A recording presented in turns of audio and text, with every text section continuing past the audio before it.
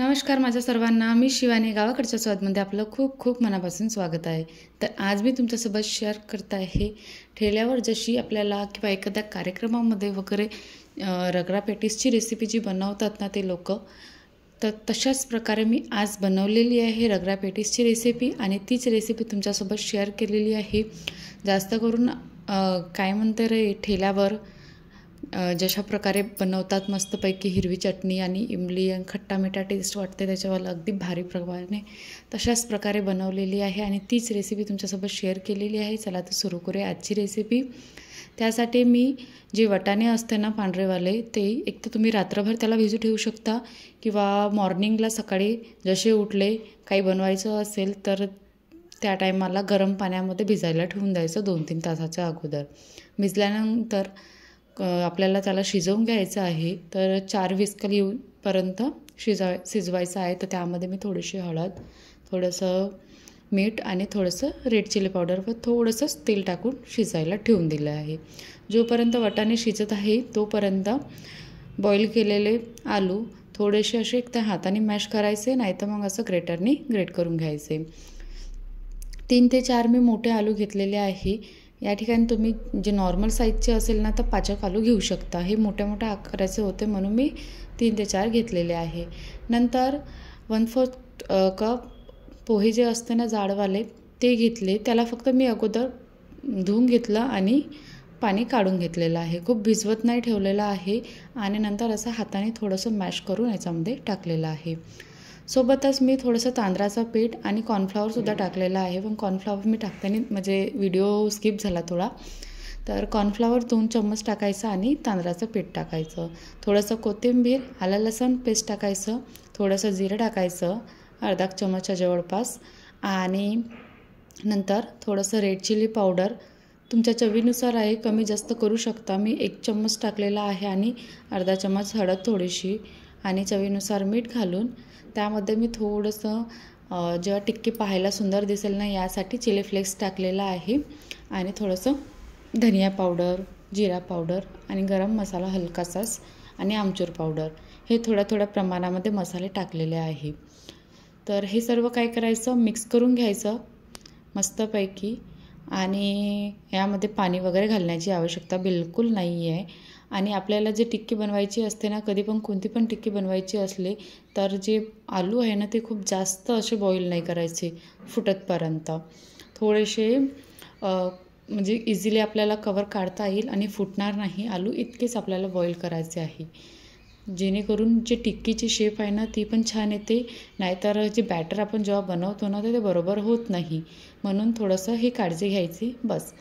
अशा प्रकारे मग ज्या वेळेस आपल्याला बॅटर तयार करून झाल्यानंतर याच्या मोठ्या किंवा छोट्या तुम्हाला ज्या आकाराच्या टिक्क्या बनवायच्या असेल ना त्या शेपमध्ये किंवा तेवढ्या साईजच्या तुम्ही टिक्क्या तयार करू शकता.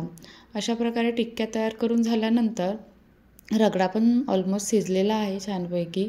तर याला मी अगोदर फोडणी लावून देते आणि त्यानंतर मग टिक्की गरम गरम फ्राय करायला ठेवते. चला तर रगडा बनवूया.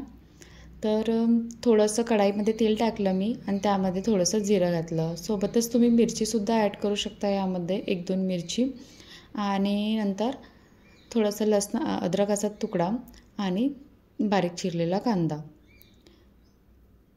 छानपैकी हा थोडासा मुरेपर्यंत याला टाकायचा आहे आणि नंतर यामध्ये आलं लसूण पेस्टसुद्धा टाकायचं आहे.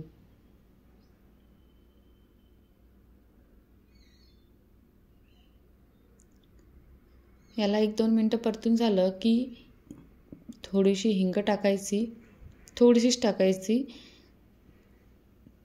आणि बारीक चिरलेले टमाटर टाकायचे. यामधले मी टमाटर आणि थोडासा कांदा आणि साईडला काढून ठेवला, कारण की जेव्हा आपण सर्व करतो ना त्यामध्ये टाकण्यासाठी मी थोडं काढून ठेवलेलं आहे. बाकी सर्व टाकलेलं आहे, शिजवून घेतलेलं आहे. नंतर यामध्ये काही बेसिक मसाले टाकायचे जसं रेड चिली पावडर आणि लक्षात ठेवायचं की आपण अगोदर जेव्हा वाटाणे शिजवायला ठेवले होते त्यावेळेस हळद, मीठ, तिखट हे सर्व टाकलं होतं.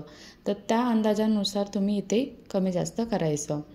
तर यामध्ये मी थोडेसे हळद, मीठ वगैरे आणि काही मसाले जे घरचे असतात ना, धनिया पावडर, जिरा पावडर, गरम मसाला वगैरे ते थोड्या प्रमाणात टाकायचं व थोडंसं कोथिंबीरसुद्धा टाकायचा आणि याला एखादा मिनटं परतून घ्यायचं. परतून झाल्यानंतर जो शिजलेला रगडा आहे तो त्यामध्ये ॲड करायचा आणि यालासुद्धा मिक्स करून घ्यायचं. सोबतच त्यामध्ये थोडंसं कोथिंबीर घालून आणखी छान शिजू द्यायचं. आणि मला कोथिंबीर टाकायला जास्त आवडते म्हणून मी जास्त प्रमाणामध्ये टाकते आणि खायला पण आवडते तसं. तर यामध्ये थोडंसं मला घट्टपणा येताना दिसलं तर मी यामध्ये थोडंसंच अर्धा ग्लासच्या जवळपास पाणी टाकलेलं आहे आणि याला थोडंसं 1-2 मिनटं शिजवायला ठेवून दिलेलं आहे. रगडा पण तयार आहे आणि टिक्की आपल्या झालेल्या आहे बनवून. तर याला आपण शॅलो फ्राय करून घेऊ. त्यासाठी मी थोडं कढाईमध्ये किंवा पॅनमध्ये तेल टाकायचं आणि जे बनवलेल्या टिक्क्या आहे ना ते त्यामध्ये टाकायच्या. जोपर्यंत एक साईड छानपैकी अशी शिजत नाही तोपर्यंत पलटवायचं नाही. सुरुवातीला थोडंफार तुमच्या टिक्क्या कमी जास्त बिघडू शकतात, पण जसजशा आपण बनवतो ना तशा त्या परफेक्ट बनायला लागतात. कोणती पण वस्तू आपण जेव्हा पण बनवतो ना, म्हणजे फ्राय करणारी किंवा स्वीट वस्तू वगैरे, ती सुरुवातीला थोडीशी आपल्या हाताने बिघडते आणि नंतर पहिल्या स्टेपमध्ये आणि सेकंड स्टेपमध्ये बरोबर परफेक्ट येऊन जाते. तर अशा प्रकारे मी बाकीच्या पण फ्राय करून घेतलेल्या आहे. तुम्ही याला डीप फ्राय पण करू शकता, बट ते डीप फ्राय करण्यापेक्षा जास्त ऑइली होते म्हणून थोडंसं शॅलो फ्रायच करायचं.